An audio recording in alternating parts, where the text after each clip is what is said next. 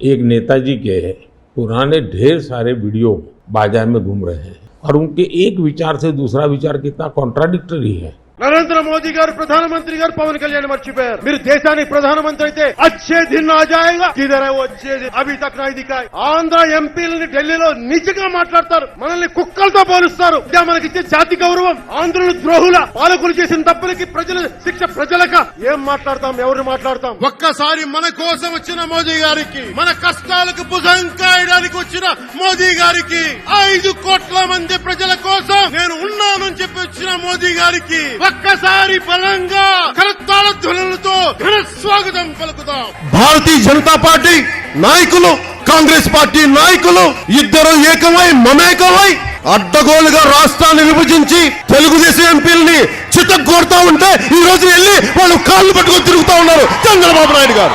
ఏం మాట్లాడతాం వాళ్ళ గురించి? పౌరుషం లేదా మీకు? ఆత్మ గౌరవం లేదా? సిగ్గు లేదా? శరం లేదా? ఏం లేదు మీకు?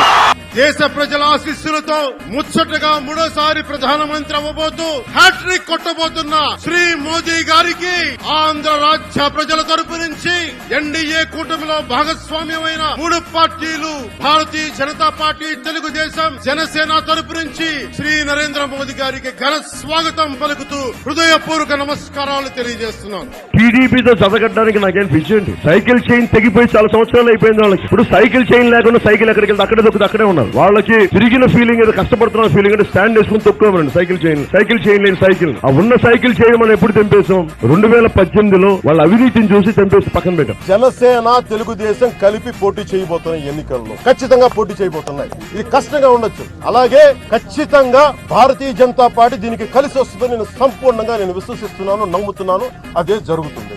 టీడీపీ వాళ్ళు ఏమంటారు? వాళ్ళకి 10 సీట్లు 15 సీట్లు పడేస్తే వాళ్ళు అలా తిరుగుతారండి। పవన్ కళ్యాణ్ జనసేన సైనికులు మనల్ని కించపరిచింది అది। ఏమీ ఆశించకుండా సహాయం చేస్తే వాళ్ళకి వాళ్ళ కుక్క బిస్కెట్లు పడేసి 15 సీట్లు పడేసి ఇది వాళ్ళ అన్న మాటలు బాధ కలగదా? మనకి కోపం రాదా? మనకి వస్తుంది। పొత్తులో భాగంగా నేను 24 స్థానాలు తీసుకున్నాను। ఇంతేనా అంటున్నారు? 24ఏనా? ఇంతేనా? మనోళ్ళు కాదు, అవతలి వాళ్ళు, వాళ్ళకి తెలియట్లా। బలి చక్రవర్తి కూడా వామనుణ్ణి చూసి ఇంతేనా అన్నాడు। అంకెలు లెక్క పెట్టదని చెప్పండి ఎవరిని।